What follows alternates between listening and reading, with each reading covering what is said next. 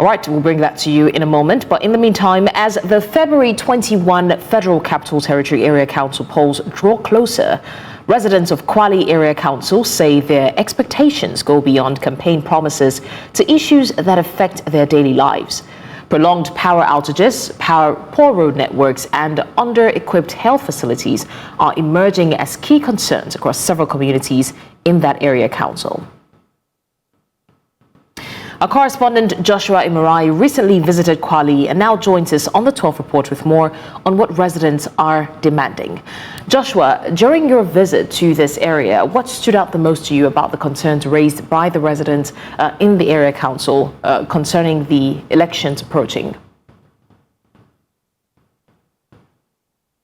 Upon my entrance into Kwali government area, it will interest you to know that all the 10 political wards of Kwali area are being plugged into darkness as a result of vandalism. So that is stopping the agenda for the residents who are there. They've been without electricity for almost 2 months now, since November last year, and this is stopping the agenda. They are saying that the top of priority should be that the next chairman that is coming should look at how the area council will get back electricity, because it is affecting their businesses. It is affecting their livelihood. So many businesses are forced due to the electricity issue they are having in that area. So that is one of them. But beyond that, access road seems to be a theme of issue around communities. I was at the big shelter and the small shelter in Kilankwa ward of the Kwali Area Council.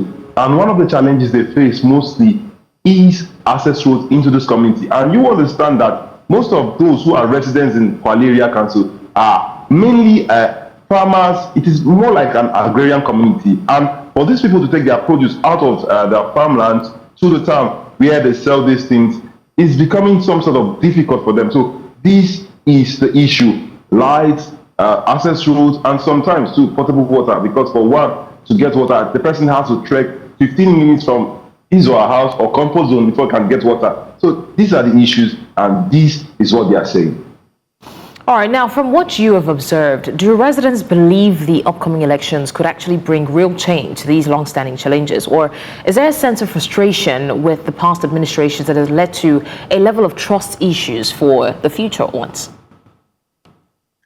In as much there is so much anticipation for the next election that is coming up February the 21st, some people hold the view that the next administration that comes, we maybe do some sort of a continuity of this, some of the projects, some of the intervention. But what seems to be resonating more among non-indigenous is the fact that they are alleging that whenever issues with regarding project implementation of projects for the local government chairman come up, they tend to shy away from that and end up giving handouts like rice, motorcycles. But the main issue, which is the road, seems to be the problem. I even went ahead to speak with the traditional ruler of the Kwali Area Council, that is the person of Kwali. And Kwali, to an extent, says that development has been seen in some parts of Kwali, but more needs to be done, particularly around health. I visited one of the primary health care facilities along that Kilankwa axis, and I saw for myself that this particular healthcare facility has wards, female, male, and pediatric ward. Of course, the male ward has just 2 beds. The female ward has just 3 beds. It will interest you to know that all of these wards, none of them have a functional toilet for patients to access. Whenever a patient wants to go to the toilet, the person has to leave the ward, go outside. Just imagine a pregnant woman, or perhaps one who just delivered wants to use the toilet. The kind of journey the person has to take from the ward outside of the world. So these are the issues that they are saying and needs to be addressed. All right, Joshua Imarayi there giving us an update on the upcoming FCT council polls, and it's interesting to see how amidst all of these challenges we're expecting these elections, and we'll see if this would greatly impact the outcome of the elections. Thank you once again to Joshua for monitoring that story.